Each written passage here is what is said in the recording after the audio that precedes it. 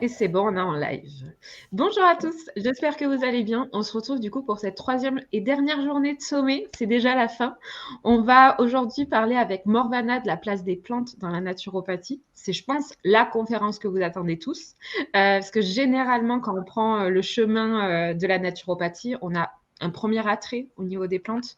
Et on a très souvent cette idée reçue comme quoi le naturopathe travaille qu'avec des plantes ou n'a que ce simple outil. Donc aujourd'hui, on va un petit peu voilà, répondre à toutes vos questions, toutes vos interrogations. Je vous invite à les mettre dans le chat. On fera un petit moment à la fin de la conférence pour répondre à toutes vos interrogations. Bonjour Morvana, comment vas-tu? Bonjour Eva, ça va bien, je te remercie. Et toi, du coup, ces 2 jours? C'est bon, tout va bien. Alors, est-ce que tu peux commencer par un petit moment de présentation, savoir qui tu es quand même? Oui, donc avant de démarrer, de parler de plantes, on se présente chacun, c'est pas pour le plaisir de parler de soi, c'est surtout pour que chacun se reconnaisse dans des parcours atypiques en fait. On a tous des parcours atypiques, il n'y a pas un parcours précis Devenir pour naturopathe. devenir naturopathe. Donc moi, en fait, atypique, c'est dès le départ, hein. dès la naissance, je dirais.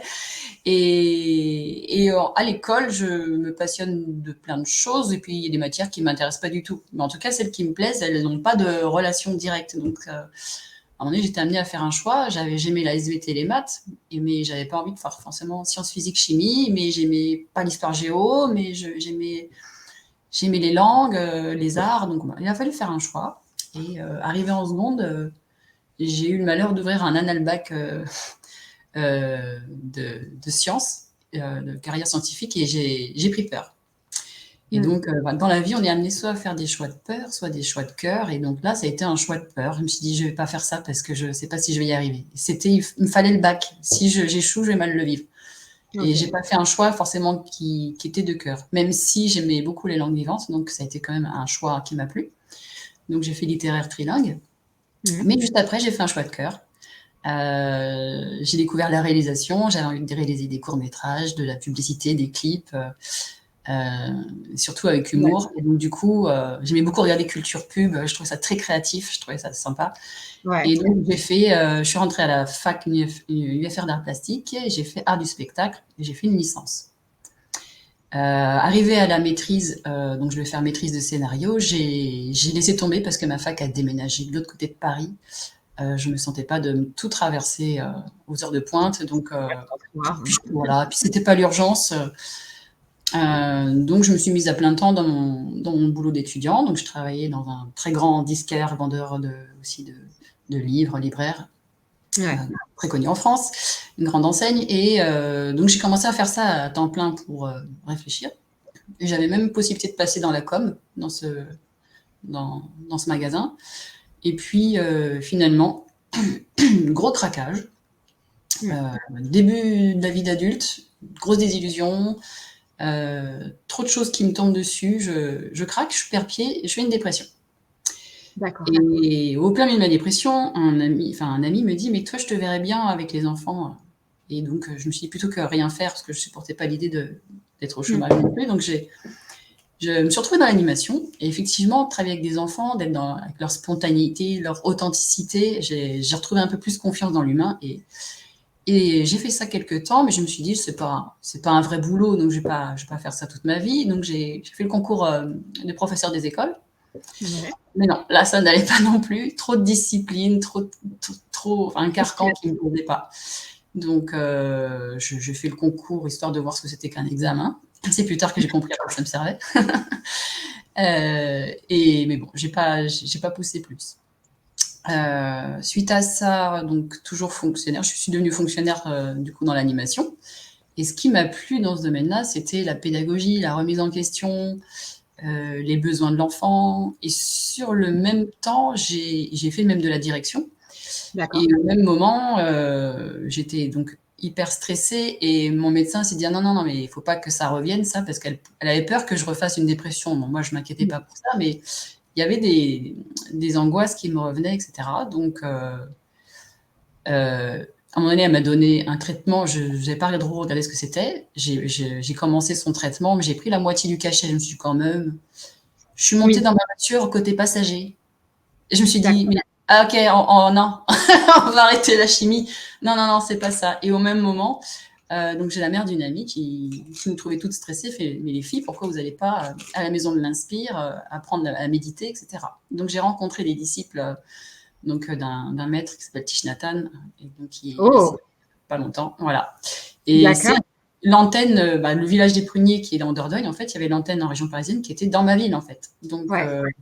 j'y allais tous les vendredis avec mes copines. Avant de retourner travailler, j'ai été initiée à la méditation, à la relaxation, et j'ai vu les bienfaits que ça m'a fait, la façon dont j'arrivais au travail, même les enfants m'abordaient plus de la même manière. Et C'est donc, fou. tous ces outils-là, je m'en suis servi dans mes projets pédagogiques pour gestion des émotions avec les enfants. Voilà, ça m'a ouvert plein de portes. Et surtout que la pleine conscience fait que j'ai commencé à m'observer plus, observer mes pensées, ma respiration, ce que je mange, comment je mange, etc. Donc déjà, ça a été une première voie de transformation. Voilà, suite à ça, l'animation aussi, ça me convenait plus. J'avais été mutée après dans une autre ville pour avoir déménagé. Et bon, je me Ouais. suis dit, là, il faut que j'arrête. Et il a fallu que je saute la barrière pour quitter la fonction publique. Ça n'a pas été évident. Et j'ai rencontré une personne à ce moment-là, c'était un coach. Donc, j'avais pas eu idée de me faire accompagner, mais la façon dont je l'ai rencontré, mon intuition me dit vas-y. Donc, j'y vais. Et c'est passé encore une belle transformation et des belles découvertes. Et donc, j'ai sauté le pas et je me suis mise à mon compte dans la créativité. D'accord. Donc, d'animer des stages créatifs.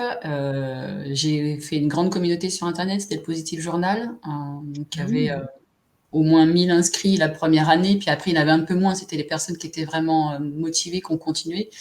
Dans le même courant, comme je voyais le bienfait que ça me faisait la créativité aussi, j'ai eu envie d'allier la créativité et le bien-être. Mmh. Et donc, je me suis rapprochée d'une amie qui était aussi créative et sophrologue. Et donc, on a imaginé les retraites zen et créatives. Donc, on en a fait plusieurs années. On a organisé ça en Normandie. Et donc, il s'est passé des choses incroyables sur place. Et là, quand j'étais là-bas, je me dis, oh, je suis à ma place. Là, il se passe quelque chose. De voir des femmes se transformer dans tous ces ateliers à la fois créatifs et de bien-être comme ça, les uns après les autres. Il y avait un enchaînement logique et Ouais. il y avait des grandes transformations. Et ces femmes qui venaient aux retraites sont toujours très liées aujourd'hui, sont toujours en contact. Et donc, ça c'est Ça, c'est vraiment chouette. Voilà pour ça. Et puis, bon, après, il a fallu que je quitte la région parisienne. On était là-bas parce que nos parents y étaient pour le travail, mais moi, j'avais rien à y faire. Et d'ailleurs, toute ma famille a commencé aussi à à partir bouger. de la région parisienne. Donc, qu'est-ce que je fous là? Et donc, allez hop. J'ai eu un message important qui me recommandait franchement de partir d'ici. Donc, je fonctionne beaucoup à l'intuition, surtout depuis la naissance Mmh. de ma fille. Et tous mes choix, je les ai faits à l'intuition. Ça vibre à l'intérieur, c'est fort, j'y vais, je réfléchis pas. Je réfléchis après. Donc, on est parti et j'ai travaillé dans un magasin bio le temps de réfléchir à ce que je voulais faire. Mmh. Et ça permettait aussi à mon conjoint de me suivre, qui était aussi fonctionnaire. Et, et là, mon intuition m'envoie sur un salon. Et donc, je vais sur un stand de Synergie. Et je suis devant et j'entends la personne parler devant moi qui parle du premier module qui l'avait un petit peu intrigué. Et là, j'entends le mot chamanisme et je me dis, OK, c'est quoi le rapport? Et en même temps, ça m'intrigue énormément parce que moi, de mon côté, j'ai aussi découvert la pratique chamanique, mais tous les états de conscience modifiés m'ont intéressé, sauf ce substance, hein, on est en France. Mmh. La méditation, le rêve et la percussion au tambour, voilà, tout ça, j'avais exploré. Donc, je me suis dit, oh, OK, je suis pas là par hasard. Ouais. Et donc, voilà, c'est fin 2018, je me suis inscrite. Donc, j'ai fait la formation.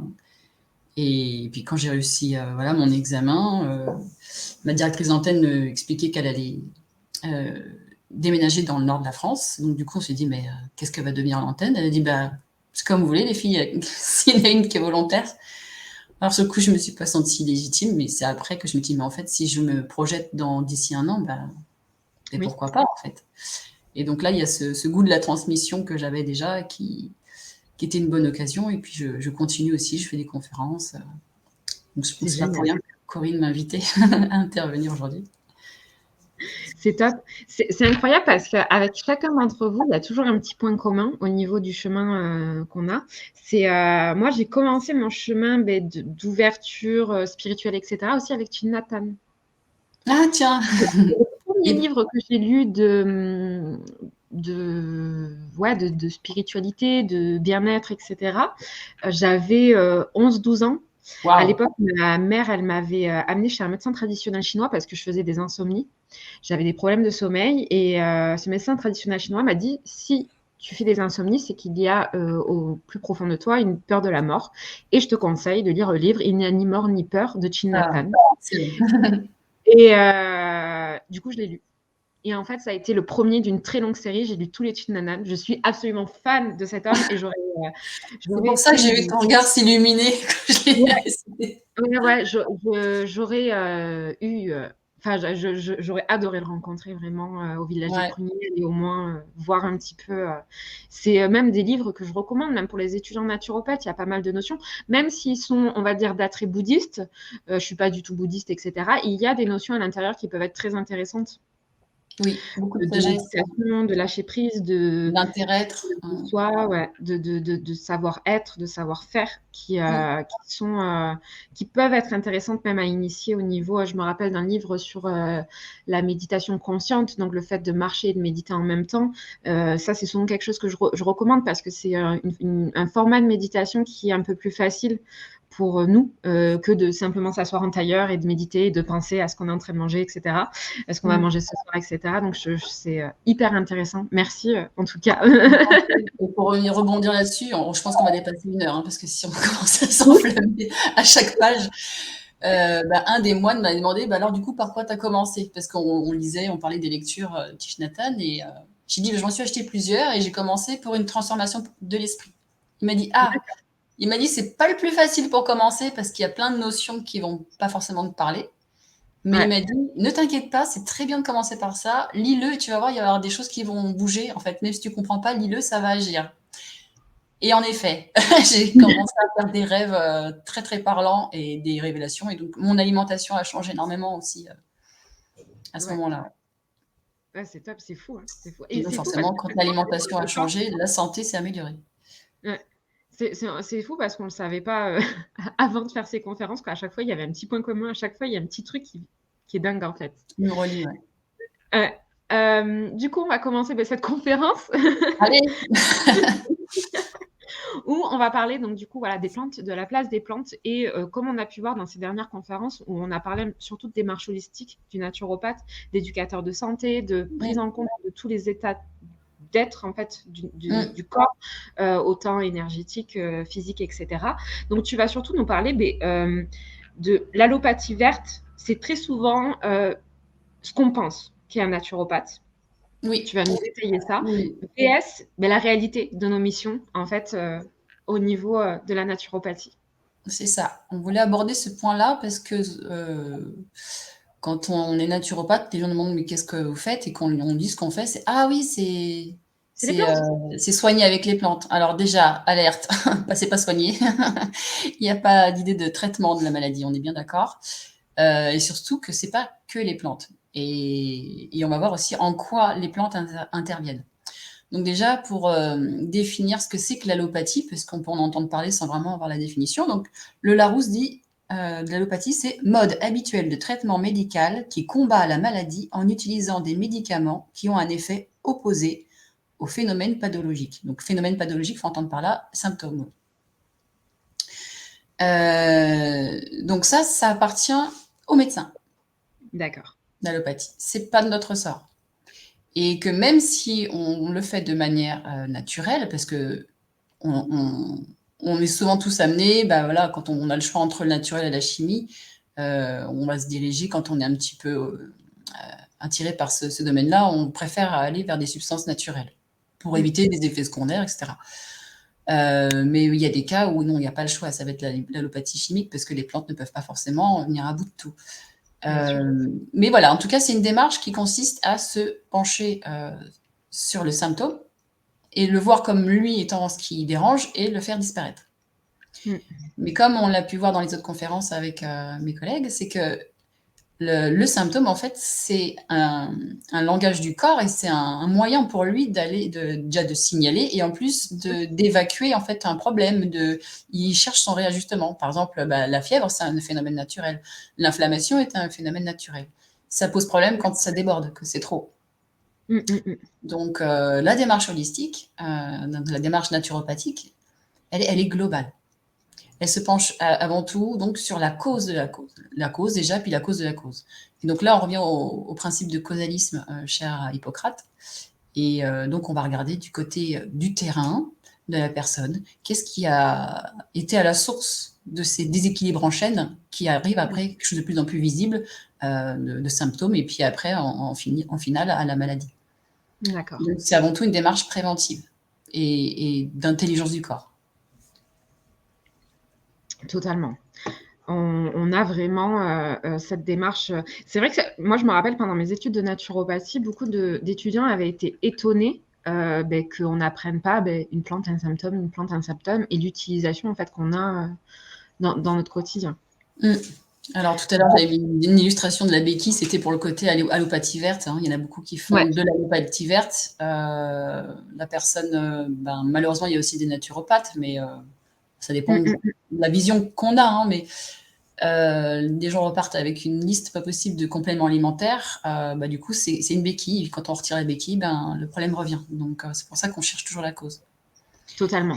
Donc la place des plantes en consultation, donc comme les gens s'imaginent que la plante prend toute la place en naturopathie, non, donc là je vais pas refaire je vous ai mis tout le déroulé un petit peu d'une consultation classique, et vous l'avez vu avec mes collègues, que ce soit avec Pierre et Marie et Marie-Alice. Donc voilà, donc questionnaire, technique de bilan, et quand arrivent les conseils, je vous ai mis plantes en gros ou en vert, c'est un outil parmi tant d'autres. Et c'est surtout que d'abord, on va regarder tout ce qui est naturellement encourageant pour le corps pour retrouver son propre équilibre. Et pourquoi pas, après, proposer des plantes qui vont avoir certaines actions pour aller renforcer en fait tout le phénomène qu'on envoie dans le corps en fait. C'est ça, c'est vraiment la base, c'est notre hygiène de vie. Je pense qu'on l'a un petit peu répété quand même à chaque conférence, mais c'est l'hygiène de vie. Vraiment la base de la base de la base. Je vous invite vraiment, pour les personnes qui n'ont pas regardé le replay de la conférence avec Marie-Alice, où on parle de tout ça. Et voilà, c'est vraiment, les plantes, c'est souvent en deuxième, troisième intention. On n'est vraiment pas là pour faire du symptomatique de l'allopathie verte. Voilà, et on peut prendre toutes les plantes qu'on veut. Si on ne se penche pas sur l'hygiène de vie et ni l'émotionnel, on perd bêtement de l'argent en allant acheter des compléments alimentaires ou des plantes. Voilà. Complètement. Est-ce que tu peux nous parler de la place des plantes en fait au niveau de la santé? Pourquoi on utilise les plantes? Tout simplement. Oui, parce qu'on dit qu'est-ce qui est dans la nature en fait, c'est vers les plantes qu'on se tourne. Par rapport à quelque chose qu'elles ont, et que, par exemple, n'auraient pas forcément les minéraux. Les minéraux vont avoir autre chose. Donc, qu'est-ce qu'on va avoir de commun et qu'est-ce qu'elles vont avoir de spécifique, en fait, ces plantes? Eh ben, on fait un bon quantique dans le passé et on va regarder l'origine des plantes. Donc, les plantes le règne végétal est vieux de 500 millions d'années.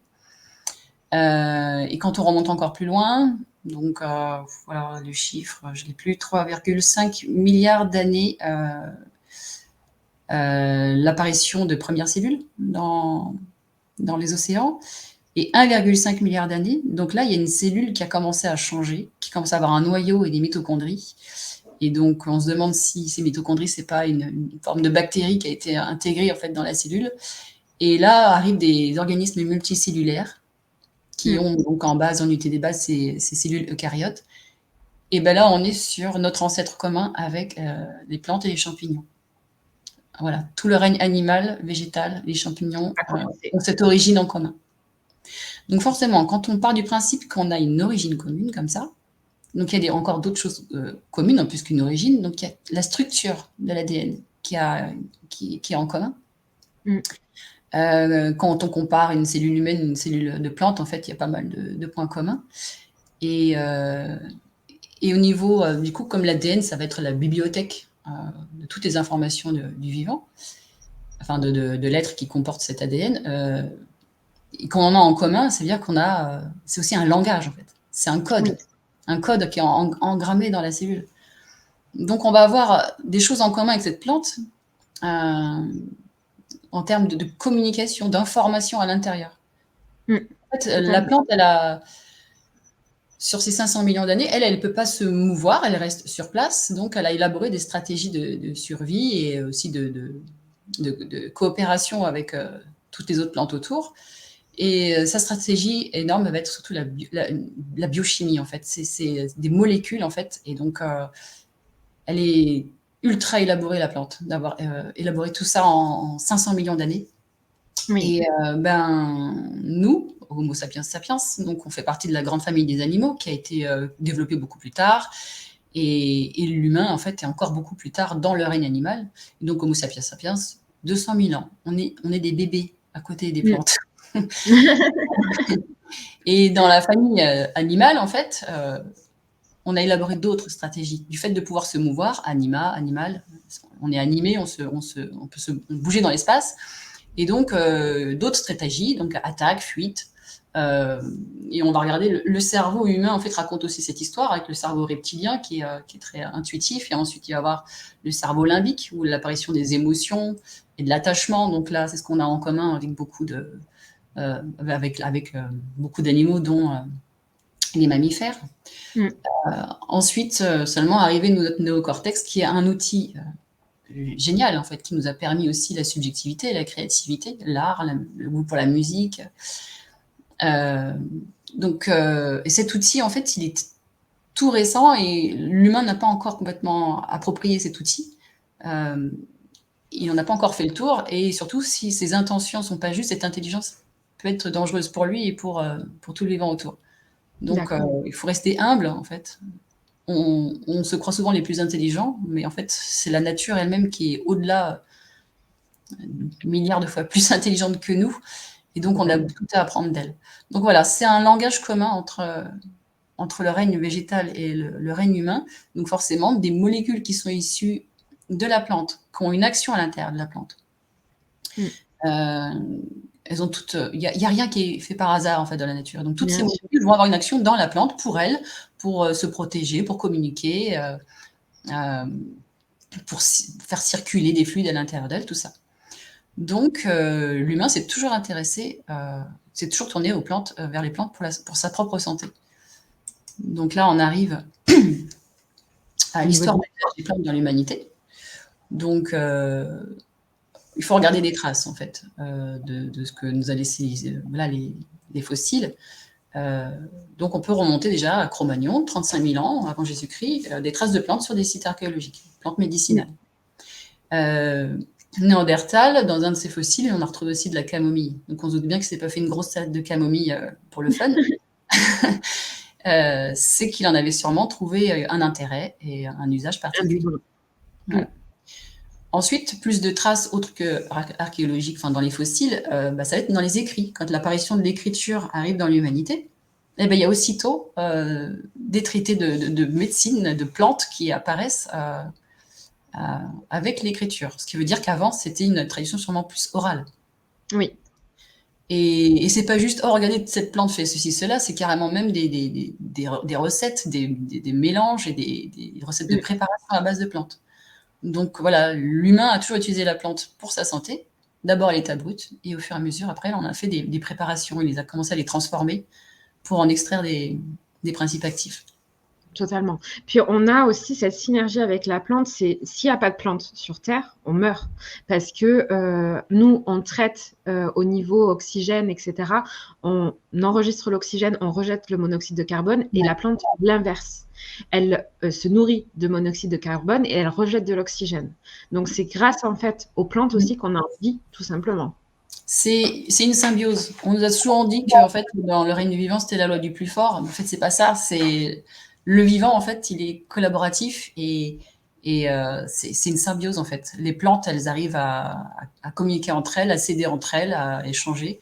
Et c'est en étant en lien. D'ailleurs, le réseau de mycélium qu'il y a entre les arbres et les plantes, en fait, c'est un réseau, ils communiquent entre eux et ils ont besoin les uns des autres.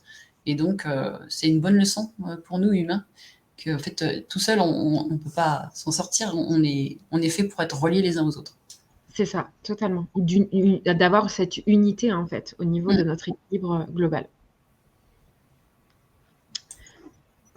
Alors, du coup, très bien, on sait qu'on peut utiliser les plantes, mais comment ça se passe au niveau du quotidien? Quels sont les outils qu'on a en tant que naturopathe? Donc, ce qu'on va voir, les galéniques. Est-ce que tu peux nous détailler un petit peu tout ça? Alors voilà, donc comme on a vu, l'humain a commencé à essayer de transformer les plantes du coup, il y a toute une palette aujourd'hui de produits à base de plantes avec des supports différents. Donc les plus simples, et donc on les appelle les simples, c'est pas pour rien, donc les plantes sèches qu'on utilise d'abord avant tout en tisane. Une tisane, enfin infusion ou décoction selon la densité du végétal dont on veut extraire. Donc du coup, ça va être les molécules qui se dissouent dans l'eau en fait, qu'on va récupérer. Donc voilà, on boit tous de la tisane des fois sans se dire qu'en fait on envoie de l'information dans son corps. Ensuite, il va y avoir des extraits liquides. Donc là, ça va être aussi des solutions aqueuses avec un support d'eau. Et il y a aussi des extraits de plantes standardisés. Donc là, il y aura plusieurs procédés d'extraction des molécules à travers ce support-là. Et il y a aussi sous forme de flacons pipettes, d'ampoules, etc. Des extraits secs. Là c'est plutôt la plante réduite en poudre qui va être après placée en gélules, en comprimés, etc. Il va y avoir les alcoolatures, donc on appelle aussi teinture mère. Donc là, ça va être la plante qui va macérer dans de l'alcool. Et donc là, c'est les molécules qui se dissouent dans l'alcool qui vont être récupérées. Ensuite, on utilise aussi les macérats glycérés de bourgeon, qu'on appelle aussi la gémo. Donc nous, on ne va pas dire gémothérapie, parce qu'on a retiré complètement de notre vocabulaire le mot thérapie qui ne nous appartient pas, et puisque effectivement, on ne fait pas de thérapie, donc on appelle ça les bourgeons. Les huiles essentielles, les hydrolats. Donc pareil, l'huile essentielle, vous allez voir souvent le mot aromathérapie, mais voilà, vous ne verrez pas le mot cours d'aromathérapie chez Synergie Naturopathie, vous verrez un module sur les huiles essentielles, les hydrolats. Donc d'ailleurs, en fait, voilà, dans la formation, on va avoir aussi bien un module sur la phytologie, sur les bourgeons, qu'une autre sur les huiles essentielles et les hydrolats. Donc effectivement, les plantes, c'est un outil parmi tant d'autres. Mais à l'intérieur, il est encore tellement immense qu'on est obligé de le scinder en plusieurs parties. J'anticipe peut-être une question à ce niveau-là, c'est mais comment faire en fait un cabinet pour conseiller? Qu'est-ce qu'on conseille? Est-ce qu'on va plutôt conseiller une infusion? Et pour quelle problématique? Et comment ça se passe en fait de gérer tous ces outils au niveau des conseils? Pourquoi on conseillerait du bourgeon à la place d'une teinture mère? Pourquoi on conseillerait une huile essentielle à la place d'un extrait sec? Comment ça se passe à ce niveau-là? Donc déjà, dans notre approche, on va essayer d'aller au plus simple. D'éviter quelque chose qui a été trop transformé, où on est dépendant forcément d'un laboratoire avec des procédés d'extraction compliqués, sauf s'il y a un besoin précis. Par exemple, les EPS, ça peut être intéressant, du fait qu'il y ait pas mal de molécules dedans. Donc on va aller au plus simple, mais ça va être aussi en fonction de la personne, en fait. Il y a des personnes qui disent « Non, mais moi, les tisanes pour m'endormir le soir, non, parce qu'après, j'ai envie d'uriner toute la nuit, j'arrête pas de me lever, et donc ça m'aide pas. » Donc ça va être en conversant avec la personne, en voyant comment elle fonctionne, ce qu'elle préfère, qu'on va aller définir avec elle ce qui serait l'idéal pour elle, quoi. Et c'est elle qui choisit. Totalement. Donc si elle préfère dire oui, comme ça c'est bien, la journée je pense à boire et tout, j'aime bien les tisanes, elle va choisir elle-même de se tourner vers les tisanes. Si au contraire elle a besoin de quelque chose de simple, il y en a qui me disent oh non mais moi je préfère un comprimé, comme ça c'est après, voilà. Moi, de toute façon, nous, les naturopathes, on ne fait pas de prescription. Hein. Donc, on ne dit pas prenez ceci, prenez cela. On ne fait qu'informer. On dit voilà, telle plante est intéressante pour tel effet, mais c'est elle qui prend le parti d'utiliser la plante. Et surtout, on ne fait pas de posologie. Et après, les bourgeons, on les aime bien parce que, on va le voir jusqu'après, ils ont une action, un principe d'action qui nous intéresse beaucoup en naturopathie. Et les huiles essentielles, les gens se tournent énormément vers les huiles essentielles. C'est aussi quelque chose qu'on attribue beaucoup à la naturopathie. Mais les huiles essentielles sont très très puissantes, donc c'est pas anodin. De toute façon, aucune plante n'est anodine, donc voilà, il y a un effet dans le corps. On parlait d'hier de l'hygiénisme, où les puristes en hygiénisme évitent au maximum tout ce qui peut être intrusif dans le corps pour laisser le corps lui-même trouver ses propres remèdes, en fait. Donc voilà, rien n'est anodin. C'est pas parce que vous prenez des plantes que ça va rien faire ou qu'il n'y aura pas de problème derrière. Donc les huiles essentielles très puissantes, donc c'est pour ça que c'est important de bien s'informer sur leurs effets et les groupes de molécules, etc. Et les hydrolats sont issus de la distillation comme les huiles essentielles, donc on va aussi beaucoup se tourner vers eux parce qu'ils vont être intéressants en cure longue et qu'il n'y a pas d'effet de problème pour les femmes enceintes, les enfants, etc. C'est beaucoup plus doux. Et je voulais aussi rebondir sur, par exemple, on en avait discuté ensemble, mais tout ce qui peut être extrait de plantes avec de l'alcool, voilà, chez des personnes qui sont d'anciens alcooliques, chez des enfants, chez des femmes enceintes, etc., voilà, on ne peut pas aiguiller vers quelque chose qui contient de l'alcool. On a aussi, moi je sais qu'en consultation, j'ai très souvent des personnes qui ne veulent pas prendre de gélules, ou qui ont un blocage à ce niveau-là avec la prise de comprimés, etc. Donc on va plutôt partir sur de l'extrait liquide ou des choses comme ça. Oui, tu fais bien de préciser pour les personnes qui doivent arrêter complètement l'alcool, qui ont une dépendance. Ça m'est arrivé aussi en consultation et c'est pour ça que c'est important dans le questionnaire d'avoir un maximum d'informations pour éviter d'avoir des problèmes. En soi, vous allez dire 3 gouttes d'alcool, c'est pas grave, c'est comme un fruit mûr. Oui, mais la personne, elle sera chez elle avec ce flacon d'alcool. Ouais. Donc elle peut très bien craquer en fait, et la moindre goutte d'alcool peut réveiller son circuit de dépendance. Donc du coup, on va la tourner aussi. Donc il existe des macérats de bourgeons, mais juste sans alcool, avec que de la glycérine. Et de l'eau. Voilà. Et pareil pour les fleurs de bac. On y viendra tout à l'heure. Donc là, ça va pas être avec... ça sera pas de la phytologie au sens... par principe actif, on va y venir tout à l'heure. Et donc là aussi, il y a des supports alcoolisés. Donc du coup, on peut aussi les tourner vers des procédés sans alcool. Toujours. Mais même moi, je fais très attention, même au niveau femme enceinte, enfant, jamais d'alcool. Même si c'est que 3 gouttes. Je trouve que c'est primum non nocere, toujours ne pas nuire.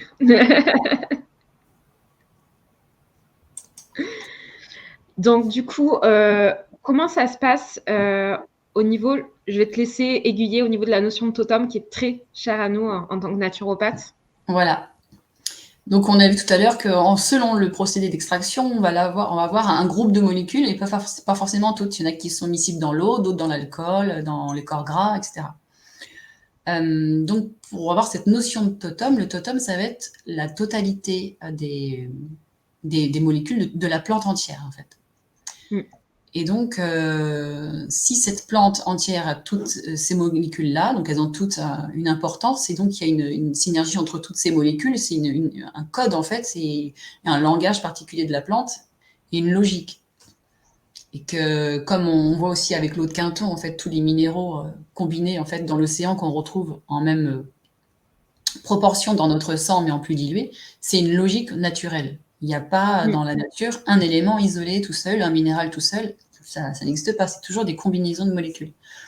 Donc ce qui va être intéressant avec cette notion de totem, c'est d'avoir justement ce langage complet du vivant de la plante présent dans ce qu'on va conseiller, proposer en plante, et après la personne fait son choix évidemment. Et donc on revient à la signification de naturopathie, naturopath, chemin de la nature. Donc plus on a le totem, plus on est dans cette démarche de logique de la nature. Et donc, cette notion de totem, on va le retrouver, par exemple, dans les bourgeons. Parce que dans le bourgeon, en fait, il va y avoir les cellules souches de la plante, en fait. Les cellules souches, ça va être celles qui ont l'information de la plante entière, et après, les cellules se spécialisent pour devenir partie de la feuille, de la tige, etc. Donc, ces cellules souches, en fait, ont l'information de tout ce qu'elle va devenir, la branche, la fleur, et le fruit plus tard, et les feuilles.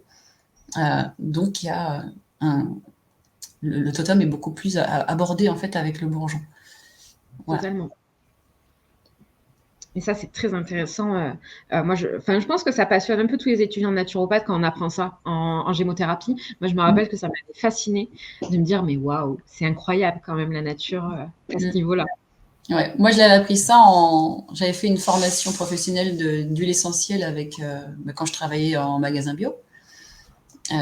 J'étais partie, parce que j'étais responsable du rayon, il fallait que je me forme. En plus, vu que je me formais à la naturopathie, moi, j'étais contente. Et donc, du coup, c'est un docteur en pharmacie qui nous a un petit peu expliqué cette notion de totem, et ça m'a bien marqué. En gros, que même en termes d'huile essentielle, donc qui va avoir un maximum de molécules, mais pas forcément tout, plus une huile essentielle, donc c'est juste les essences, hein. Si le mode d'extraction elle est trop violent, que c'est brûlé, etc., ça va transformer en fait le produit, il va pas y avoir toutes les molécules, et donc il y a là plus de chances d'avoir des effets secondaires non désirables. Et puis par contre, plus le produit est respecté et que la distillation elle est en douceur avec une vapeur d'eau à 100 degrés, etc., avec 2 modes d'extraction, 2 d'affilée, plus il y a la chance d'avoir un maximum de molécules, et que quand il y a ce maximum de molécules, il y a moins d'effets secondaires qu'on ne désire pas. Donc, c'est là que j'ai vraiment découvert que le principe actif isolé, en fait, c'était une information incomplète et que le corps ne comprend pas, en fait, cette information si elle est incomplète. Totalement. Il y a le principe actif lui-même, c'est assez fort, en fait, mais il n'y a pas tout, il n'y a pas le tout. Et le tout, en fait, vient équilibrer l'ensemble. D'accord. Merci pour ces petites infos. Et je me rappelle que quand on a discuté de cette conférence, tu m'as fait une super métaphore, un super parallèle. Je te laisse l'expliquer parce que je le trouve magique. Oui, alors ça, j'ai une image qui m'est venue, c'était, et je pense qu'en fait, cette formation avec ce docteur en pharmacie m'avait un peu aiguillée là-dessus, c'est l'idée d'harmonie, en fait. Et donc, j'ai eu cette image, ce flash d'un concert. Alors là, fermez les yeux, imaginez-vous, vous êtes dans un concert philharmonique, dans une salle acoustique, avec un son à 432 Hz, et qu'il y a tous ces instruments qui jouent en même temps. Donc forcément, c'est puissant, vous sentez la vibration qui vous traverse, et que vous êtes sous l'émotion, vous êtes transcendé, quoi. Et donc hier j'ai appelé une amie qui est musicienne pour dire mais c'est quoi le mot en fait, et elle m'a bien expliqué en fait, c'est les instruments qui vont jouer, ce que moi j'appelais ça l'air en fait, elle dit ça c'est la mélodie. Donc voilà un groupe d'instruments qui vont faire la mélodie, c'est ce qu'on entend en premier lieu comme si c'était au premier plan, mais en second plan il va y avoir les percussions, et puis il va y avoir d'autres instruments qui vont faire les accords, et c'est ce tout en fait qui crée l'harmonie. Donc voilà, ça c'est les termes de musiciens. Totalement. Et puis ils sont pas, enfin, s'il y a qu'un seul groupe qui joue, ça fait pas la même harmonie. Ça fait pas la même chose. Il faut qu'ils soient tous en même temps dans cette synergie pour avoir cette harmonie, cette vibration, et vraiment ressentir l'effet, on va dire entre guillemets.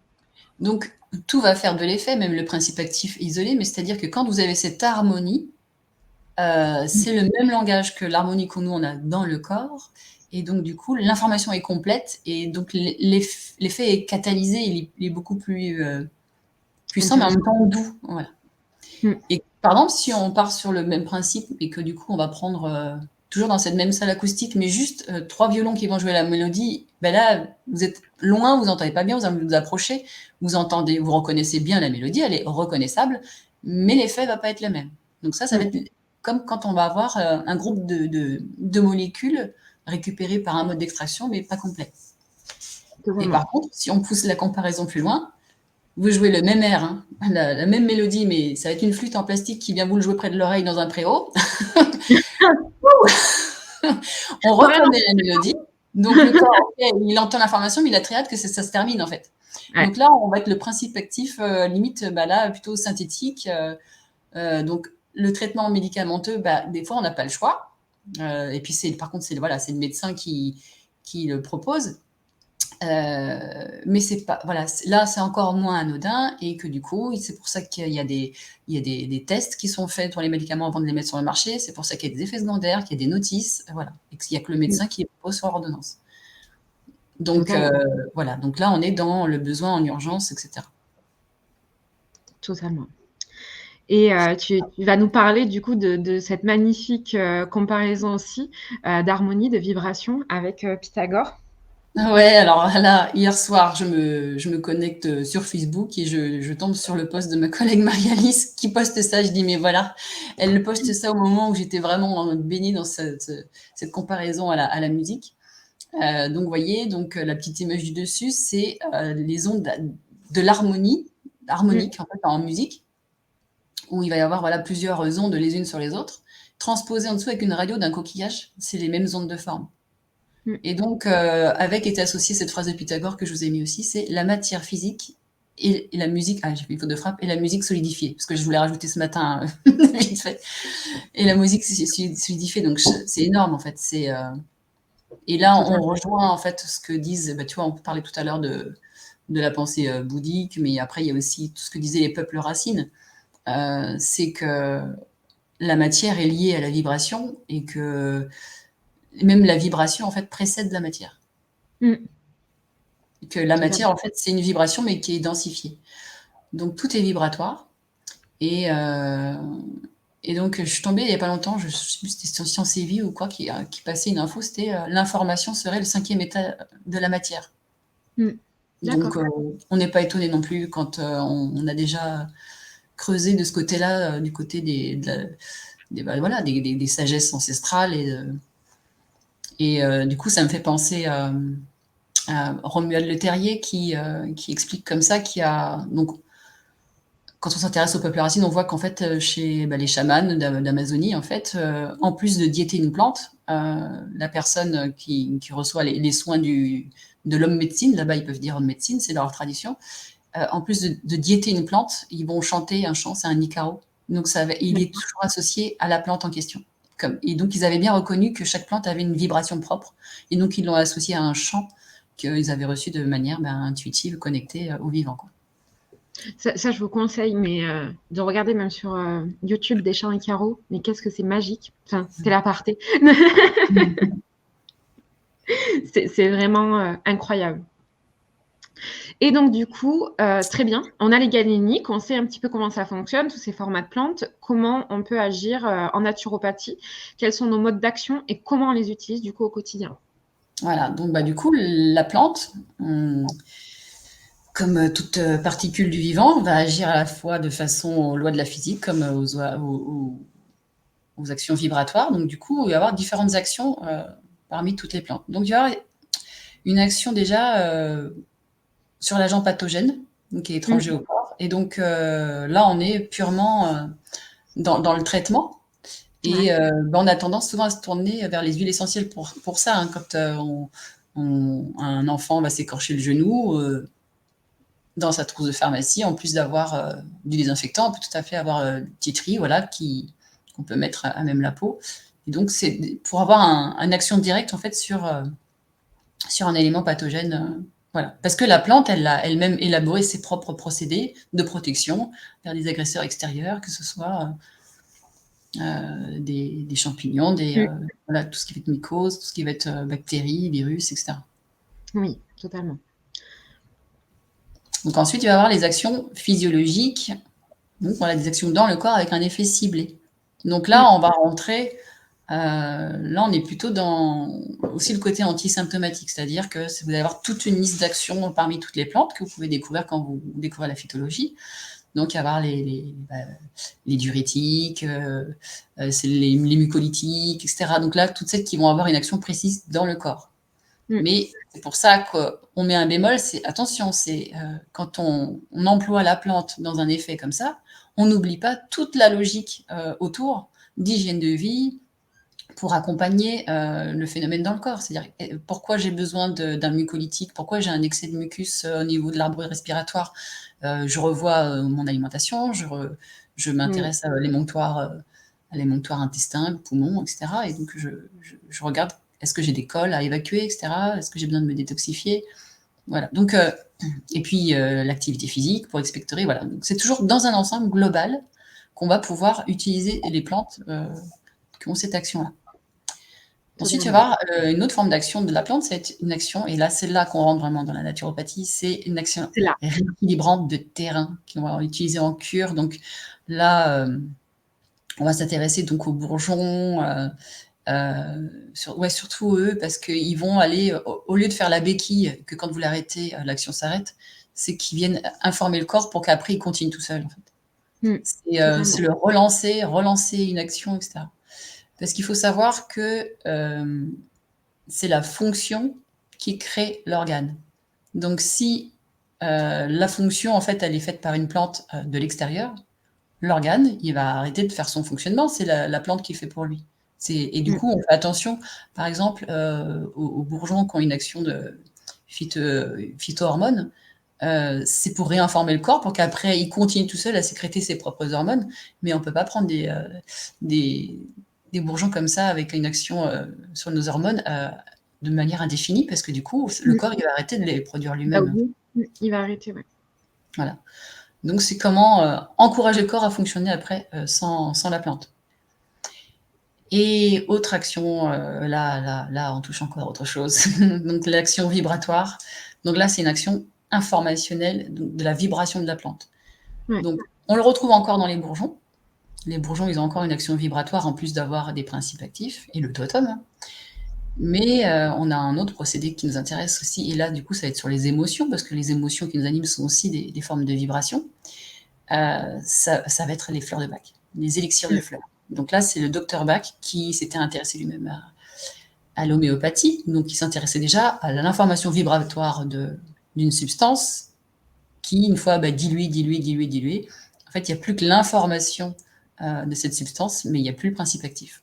Donc du coup, les fleurs de Bach voilà, il a défini 38 fleurs autour de chez lui, qu'il a associées à la subtilité de certaines émotions. Et donc ça va beaucoup nous intéresser, parce que si on s'intéresse à la cause de la cause, on en revient souvent à une émotion associée qui a permis l'installation du déséquilibre. Et donc voilà, on va beaucoup regarder cet aspect-là, aller chercher voilà, l'émotion déséquilibrée qui a permis ce déséquilibre. Et du coup, la fleur de Bach, son action, ça va pas être de faire disparaître, hein, c'est pas de l'antisymptomatique, elle vient venir rééquilibrer l'émotion. L'émotion, elle est naturelle, elle est normale, elle est censée nous traverser. Et si elle est déséquilibrée, voilà, travailler avec les fleurs de Bach, on rééquilibre l'émotion. On peut monter des choses à la conscience et lâcher, et on passe à la suite, et on travaille par couches comme ça d'émotions jusqu'à arriver au germe. C'est passionnant. Mais donc du coup, voilà, je veux bien faire ce point que nous, enfin, en tout cas, les naturopathes plutôt axés hygiénisme, etc., on a une action véritable au niveau des plantes sur le rééquilibrage de terrain sous ce format cure, où on vient vraiment à la cause de la cause de la cause pour agir. On n'est vraiment pas là, une plante, une pathologie. On n'est vraiment pas là pour... ça peut nous arriver pour du soulagement, pour des petits trucs comme ça, mais c'est très rare, en fait. Bah oui. On est bien d'accord, on a tous eu un mot de tête si on s'est pas dit « Oui, je vais me faire une cure pour tout de suite, là, pour le foie, pour que mon mal de crâne passe. » On sait que ça va prendre du temps. Donc, on est bien content d'avoir des choses qui atténuent déjà pour mieux vivre la cure qui va suivre. Totalement. Et donc, du coup, toujours. Vous allez le voir partout, primum non nocere, Hippocrate, d'abord ne pas nuire. Donc, c'est pour ça qu'au questionnaire, on passe tout en revue, parce que la personne va sûrement nous dire, en fait, oui, justement, j'ai tel problème de santé, oui, effectivement, j'ai un traitement en cours, etc. Donc, là, on touche aussi le secret médical. Donc, nous, on n'est pas soumis au secret médical, nous ne sommes pas des professionnels de santé reconnus. Donc la personne, elle est quand même amenée à nous parler. Par contre, on a une obligation de confidentialité. C'est-à-dire que tout ce qui se dit dans le cabinet reste dans le cabinet. On doit faire barrière. Comme disait Laureline, si une personne sort satisfaite, elle en parle à 3 autres personnes. Si une personne sort insatisfaite parce que vous n'avez pas respecté ce qui s'est dit dans le cabinet, que vous dilapidez l'information, c'est un peu plus que 9 personnes là, qui vont être informées. Totalement. Voilà, donc on prend notre mission au sérieux, et voilà, surtout, on cherche à ne pas nuire. Parce que, comme on a dit, rien n'est anodin, au niveau même par exemple des plantes, hein, rien n'est anodin, donc du coup, il peut y avoir des plantes qui vont avoir un effet délétère si la personne elle a aussi un traitement en cours. Voilà, ou une problématique, déjà un déséquilibre qui est déjà présent, une hypertension, on ne va pas proposer de réglisse, des choses comme ça. Donc, on fait toujours attention, et puis surtout, on n'hésite pas à dire à la personne, si vous prenez telle plante, n'hésitez pas à demander conseil à votre médecin s'il est OK, etc. Totalement. Voilà, donc c'est pour ça qu'aussi, dès le début du rendez-vous, on met les choses au clair sur le rôle du naturopathe, qu'on n'est pas là pour les soigner, il faut toujours le rappeler, hein. et surtout un cadre de confiance. Et tout ce qui se dit ici reste ici, et donc la personne sera un peu plus à l'aise. Et c'est forcément en parlant un peu plus de son émotionnel qu'on va aller chercher la cause de la cause, quoi. Totalement. Et pour reprendre ce qu'avait dit aussi Corinne à la première vidéo, donc c'était la dose fait le poison de Paracels. Hein. Donc tout est poison, rien n'est poison, mais c'est la dose qui fait le poison. D'ailleurs, en homéopathie, donc c'est pas notre domaine, hein, l'homéopathie, mais je le prends comme exemple, il y a des substances qui sont dangereuses, nocives, qui sont utilisées en homéopathie, parce que du coup, on va prendre juste une information, donc c'est dilué, tellement dilué qu'il n'y a plus le principe actif dangereux. Et donc c'est le corps qui va prendre l'information et qui va créer ce contre-effet souhaité. Donc pour les plantes, c'est pareil. Les doses ont un effet, et par contre, nous, on ne fait pas de posologie. Donc, mais les producteurs de plantes sont tenus d'indiquer une posologie quand ils vendent, même les compléments alimentaires. Donc, ils vont informer que ça va être... Ils vont parler du dosage qu'ils recommandent. Donc, nous, on va toujours dire à la personne, s'il y a, j'ai envie de prendre ça, et combien je prends, regardez ce qui est écrit sur le paquet, ou sinon, on peut tout à fait ouvrir un livre et dire, tel auteur... Voilà, moi j'ai souvent mon dictionnaire des plantes, et je vais dire tel auteur parle de... Voilà, mais c'est pas moi qui le dis. Totalement. Que ça vienne pas de nous. Et ça, pour moi, c'est très important. Là, le dernier point qui est éviter de nuire aux vivants. Je trouve que c'est quelque chose qu'on oublie beaucoup. Et oui, par rapport au choix de plantes que la personne, par exemple, moi, voilà, si on voit que c'est le foie qu'il faut soutenir, et qu'on informe des différentes plantes qui vont soutenir le foie, on propose par exemple souvent le desmodium, mais le desmodium, là où il pousse, il est presque plus là, quoi. Il y en a de moins en moins. Ça va être pareil pour l'arnica dans les montagnes, c'est en voie de disparition. Donc on peut tout à fait s'informer en fait au niveau écologique, en fait, du bien fondé de conseiller et d'informer sur une plante plutôt qu'une autre. On a d'autres plantes beaucoup plus proches de chez nous qui poussent à foison. Le chardon-marie pousse très bien chez nous et ça pousse partout. Donc, autant, voilà. Tu disais ? J'en ai pas des masses de chardon-marie chez moi. Là, moi, je suis dans mon village, il y a un petit jardin médiéval. J'ai fait un petit tour il y a quelques jours. Le chardon-marie, il pousse à l'emplacement prévu, mais j'en ai vu partout autour, en fait. Il a explosé. Ah ouais ? Ouais. Ah ouais, non, moi, j'en ai un petit peu, mais pas quand même.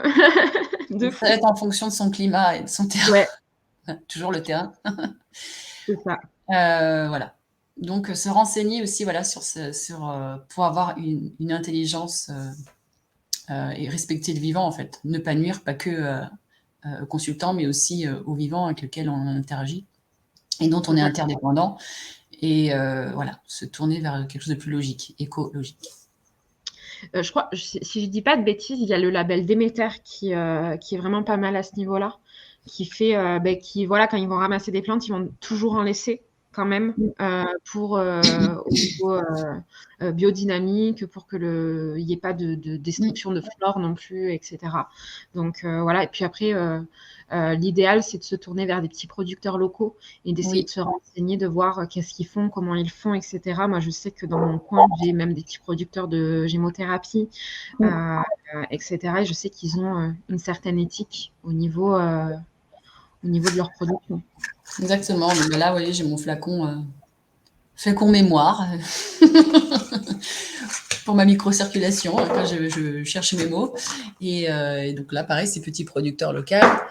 Et là, on parlait là d'écologie, les bourgeons, justement, il y a cette logique de cueillette, c'est de prendre quelques bourgeons à l'arbre, quoi, pas le prendre tout. Et puis, alors que on va avoir les huiles essentielles, ça va être des tonnes et des tonnes de plantes pour avoir très peu d'essence. Donc, on peut réfléchir à ça aussi dans nos choix. Voilà. Toujours en accord avec la personne qui nous consulte. Totalement. Et donc, du coup, on va pouvoir parler un petit peu de cette notion de terrain. Tu vas un petit peu nous aiguiller, parce que je suis sûre que vous avez pas mal de questions. C'est un petit peu flou, généralement, au début, quand on parle de terrain, on se dit, mais je ne connais pas très bien. Oui, donc quand tu disais tout à l'heure, qu'est-ce qui va faire qu'on va déterminer tout à l'heure une galénique plus qu'une autre, donc c'est plutôt en accord avec le client, et puis nous, on va souvent du plus simple. on part du plus simple, mais après, les choix de conseils vont se porter énormément par rapport au terrain de la personne. Totalement. Donc, comme on parlait de terrain ces derniers jours, on va revenir dessus. Donc, du coup, on en revient aux 4 humeurs déterminées par Hippocrate, et puis ensuite par ses successeurs, donc, qui sont devenus les 4 tempéraments d'Hippocrate. Donc, du coup, on va avoir par exemple le terrain du lymphatique, qui est en lien avec l'élément eau, qui est à la fois froid et humide. Le nerveux, qui va être à la fois froid et sec, donc c'est l'élément terre. Le bilieux, qui est donc chaud et sec, qui est l'élément feu, et donc le sanguin, chaud et humide, comme l'élément air. Donc, ça permet un petit peu de situer. Et ce qui est génial, c'est qu'en plus, donc, 4 humeurs, 4 éléments, 4 principes, 4 tempéraments, et donc il y a aussi des propriétés de plantes qui vont être à la fois soit froide et sèche, voilà, elles vont correspondre aussi à cette répartition-là. Donc je vous ai mis hydrophile, hydrophobe, ça se prête tout à fait avec les huiles essentielles. Mais après, j'aurais pu mettre aussi hydratante, asséchante, etc. Donc en fonction des besoins du terrain, on va aller regarder les plantes en fonction de leurs propriétés. Donc du coup, parce qu'on est très tous bibliographie, moi j'avais trouvé celui-ci à la librairie à côté de chez moi. Donc, c'est Yves van Nopdenbosch. Et c'est marrant parce qu'après, Corinne me l'avait conseillé pour autre chose. J'étais déjà tombée sur lui. J'aime beaucoup. Il fait souvent des classifications par tableau. Des tableaux, en fait, de listes de plantes en fonction de la partie de la plante qui est récupérée, sa nature, chaud, sec, humide, froid. Donc, ces outils-là peuvent nous aider parce qu'on ne le sait pas forcément intuitivement. Hein, les propriétés de chaque plante en termes de ces 4 principes. Chaud, froid, sec, humide. Parfait. Merci beaucoup, du coup, Morvana, pour cette notion de terrain. Est-ce que tu aurais un petit truc à rajouter avant qu'on parte sur l'épisode questions? L'épisode questions, on va voir. Ça va me venir après. Hein. Après, je vais me dire, j'aurais dû dire ça, ça c'est classique chez moi. Mais voilà, après, je pense avoir dit le plus gros, et puis après, j'irai sur le groupe aussi, s'il y a des personnes qui ont d'autres questions par la suite, comme les personnes qui regardent en replay, je me pencherai dessus avec plaisir. Voilà, vous avez en tout cas les contacts de Morvana si vous avez des questions pour les personnes qui regardent en replay. Surtout, n'hésitez pas, elle est très disponible pour répondre à vos petites questions. On a Émilie qui nous pose la question. Bonjour, qu'est-ce que le décodage biologique? Alors, le décodage biologique, là, on est en lien avec la cause de la cause, dans l'idée que une émotion qui provoque un déséquilibre chez la personne va avoir des répercussions sur le corps. Et donc, certains thérapeutes, praticiens ont commencé à écrire là-dessus parce qu'ils ont vu des corrélations entre des types de problématiques émotionnelles et physiques chez les personnes qui venaient les voir. Donc, ils ont écrit à ce sujet-là. Donc, là, j'ai quelques livres. Tout le monde parle de Michel Odoul, de... comment il s'appelle, Martel aussi. Et moi, j'aime pas faire comme tout le monde. Donc, du coup, j'ai pris celui-ci pour varier. Mais alors, ma pépite. Moi, je fonctionne beaucoup avec Christiane Birman. Le mieux, c'est d'avoir plusieurs auteurs, puisque, comme on dit, il n'y a pas une vérité. On recoupe. Une vérité définie. Et quand on présente aussi en consultation les codages biologiques, on ne va pas dire, voilà, c'est comme ça, c'est ça. Tel auteur a dit, c'est dû à ça, donc c'est ça, merci, au revoir. Non, surtout pas. On va présenter déjà ce que c'est que le décodage biologique, et on va dire, tel auteur aborde ce point comme ça. Est-ce que ça vous parle? Qu'est-ce que ça vous évoque? Est-ce que vous faites du lien avec quelque chose de précis, vous et la personne va cheminer avec, va faire son chemin, et on lui dit bien que ce qui ne lui parle pas, elle fait le tri, elle ne le prend pas, quoi. Totalement. Mais ça permet de faire monter des choses à la conscience, de faire du lien, d'avoir des prises de conscience, quoi. Totalement. Donc là, on est encore dans la gestion de l'émotion. Je vais regarder les bouquins que tu as cités. Je les connais. J'en ai d'autres, mais pas ceux-là. Est-ce que les hydrolats ne sont utilisés qu'en usage externe? Non, ils sont aussi pris en interne, justement pour en effet de cure, justement. Donc, moi, j'en ai ramené un. Bon, par exemple, j'ai laurier noble, et moi, je me fais des bains de bouche avec le laurier noble, et après, je recrache. Mais par exemple, l'hydrolat parce que moi j'adore la verveine. Je me fais des tisanes de verveine pour me calmer. Et du coup, je vais prendre aussi l'hydrolat de verveine et je vais en mettre aussi dans ma tisane. Comme ça, j'ai non seulement ce qui est extrait dans l'eau, mais aussi au moment de la distillation, il y a toujours une petite pointe d'huile essentielle, mais juste un tout petit pourcentage. Donc du coup, je combine plus de molécules, donc j'ai plus d'informations de la plante. Ça peut même être utilisé en cuisine, hein. Aucun souci à ce Bah niveau-là. oui, la rose, l'hydrolat de rose, la fleur d'oranger, c'est un hydrolat. Totalement. Et moi, je le conseille aussi pour les personnes qui généralement ont du mal à boire de l'eau, qui très généralement utilisent des sirops.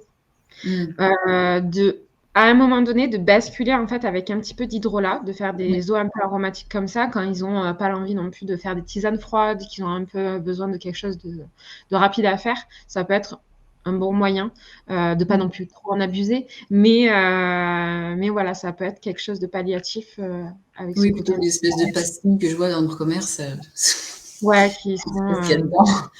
Donc C'est voilà, ça. au moins vous savez ce qu'il y a dans l'hydrolat, mais c'est vrai que c'est important de boire aussi de l'eau neutre. Oui, Voilà, l'eau est bonne pour ce qu'elle emporte et pas pour ce qu'elle apporte. Et du coup, toujours trop d'informations dans le corps, ça ça vient bon. perturber. Mais c'est vrai que de temps en temps, si la personne la trouve plus agréable d'avoir un petit goût, bah, autant mettre un peu d'hydrolat plutôt que du sirop. Totalement. On ne peut pas faire de prescription, mais est-ce que l'on peut quand même orienter vers une marque, un revendeur? Si oui, par écrit sur le bilan ou seulement à l'oral? Très bonne question. Mais elle revient souvent, Émilie Loison, elle a très, très bonne question à chaque conférence. Moi, je recommande pas de marque ou alors si c'est revendeur, ça va être plutôt des personnes qui vendent justement des producteurs locaux. Moi, je fonctionne beaucoup comme ça, vu que j'ai travaillé en magasin bio qui mettait beaucoup en avant le local. Et puis, j'ai près de chez moi aussi une herboriste donc que je connais bien, avec qui je fais des petites conférences chez elle. Et donc, du coup, je préfère diriger la personne vers voilà, des commerces comme ça, mais j'en conseille pas un. Je dis, vous avez le choix parmi ceci, cela. Mais pas de marque, parce que je fonctionne très peu avec les produits transformés de laboratoire. Et par rapport au bilan, faut faire attention à la façon dont on formule. On va dire, sachez que telle plante est intéressante pour tel effet, voilà, mais je ne propose pas un complément alimentaire ou quoi que ce soit. Je vais dire voilà. Je dis que vous trouvez, après si c'est une plante en tisane, je veux dire vous la trouvez très bien, que ce soit chez votre pharmacien, en herboristerie ou au magasin bio. Totalement. Je comprends qu'il n'y a pas d'obligation de confidentialité, juste l'éthique du patricien, c'est bien cela. Toujours évident. Alors, une obligation, la confidentialité, par contre, il n'y a pas de secret médical. C'est-à-dire que le secret médical, ça va être que les éléments propres à tout ce qui est médication de la personne. Donc, on n'est pas tenu de leur tirer les verres du nez de ce côté-là. C'est la personne qui est libre d'en parler. Mais on peut toujours lui dire, sachez que telle plante peut avoir cette interaction. Donc, si elle nous a pas tout dit, en fait, c'est à elle de voir avec son médecin si elle peut prendre cette plante. Enfin, on n'est pas obligé de tout savoir de la personne. C'est à elle de se confier si elle le souhaite. Et comme on dit qu'on ne veut pas nuire, voilà, il nous faut des éléments, mais voilà. En tout cas, on n'est pas soumis au secret médical, mais on a une obligation de confidentialité. Parce que du coup, il n'y a pas que ce qui est médical, ce qui est dit sur place. Il y a aussi beaucoup de personnel. Et voilà, des choses de couple, de famille. Il y a beaucoup de professions. Moi, je reprends l'exemple. Alors, en fait, c'est obligatoire au niveau de la loi. Si tu veux te renseigner à ce niveau-là, il y a le Code de la consommation, en fait, qui a été édité en 2016, qui parle de politique de confidentialité. Et en fait, ça ne se rapporte pas qu'au métier de naturopathe. Ça se rapporte même pour des maçons, même pour tout prestataire de service. On a cette obligation-là. Moi, je prends l'exemple, si quelqu'un tombe sur mon ordinateur, par exemple, si je n'avais pas protégé mon ordinateur avec des coffres-forts, etc., il pourrait très bien tomber sur l'adresse postale de quelqu'un, savoir où la personne habite, quand c'est qu'elle est venue me consulter, etc. Et c'est pas normal et logique. Donc, ça se rapporte en fait à tout le monde, à tous les professions libérales, prestataires de services. On a accès à de l'information. Voilà, on a cette obligation. Bonjour, quelle formation suivre pour bien connaître les plantes, s'il vous plaît? Alors, faut voir ce que vous entendez par bien connaître les plantes. Donc, dans la formation synergie naturopathie, il y a donc un module sur la phytologie. Ensuite, il y en a un sur les bourgeons et un autre encore sur les huiles essentielles et hydrolats et encore un autre sur les fleurs de bac.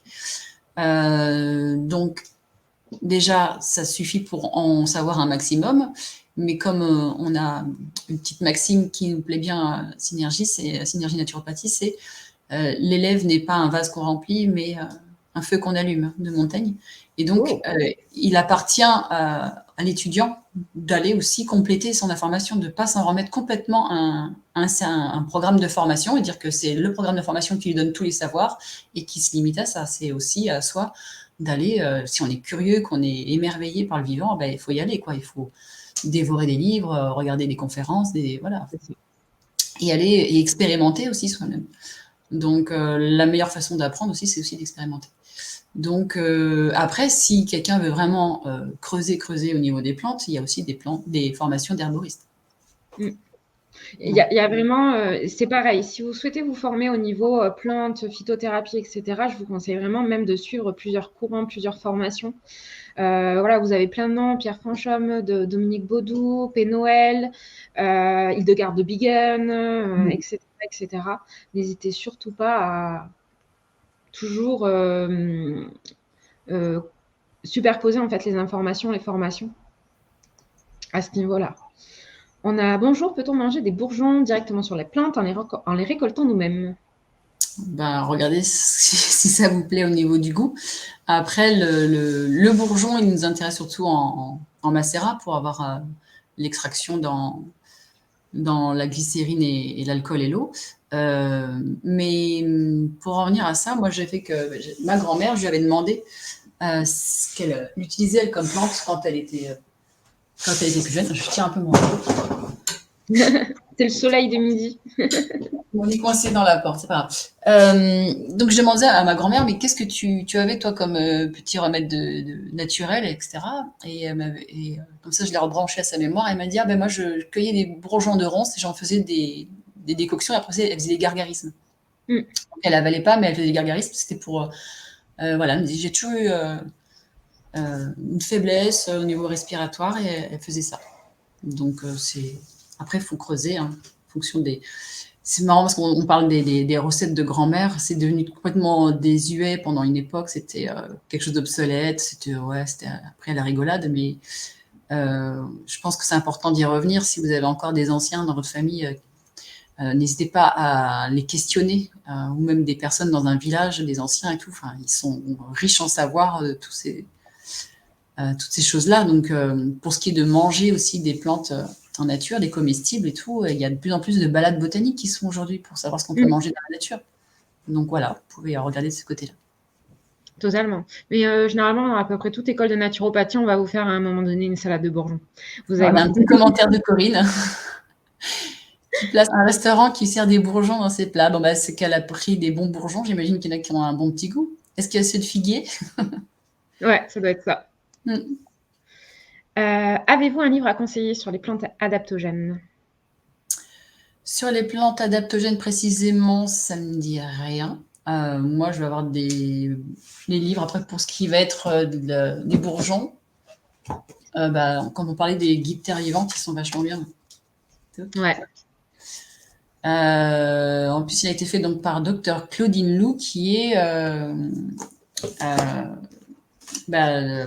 qui a fondé l'école Inderplan, qui est une école d'herboriste. Que mon amie Émilie, qui tient l'herboristerie, elle a fait cette formation avec elle. Après, il y en a un autre que j'aime bien en bourgeon. Ça va être celui-ci, de Stéphane Boissard. Il est bien conçu et à chaque fois, il rappelle bien s'il y a des contre-indications, etc. Il y a Mélanie Dufay, que j'aime bien, qui est une naturopathe sur le blog Chaudron Pastel, qui a sorti un e-book sur les super aliments. Elle parle pas mal des plantes adaptogènes dedans. Je crois qu'elle a sorti également un livre physique, ou elle va le sortir bientôt, peut-être, sur les plantes adaptogènes. L'adaptogène aussi, moi ce que j'aime bien, ça va être l'ashwagandha. Voilà, c'est une productrice locale aussi qui le fait avec la racine d'ashwagandha, donc en teinture mère là. Totalement. Donc, chercher des livres sur teinture mère et bourgeon, parce qu'après en adaptogène, on fera le ginseng, des choses comme ça. Moi, je pense pas à un livre, mais on se partagera une petite bibliographie, on pourra les rajouter si on les trouve. Oui. On vous enverra demain une petite bibliothèque, voilà, des livres qu'on a recommandés pendant le sommet.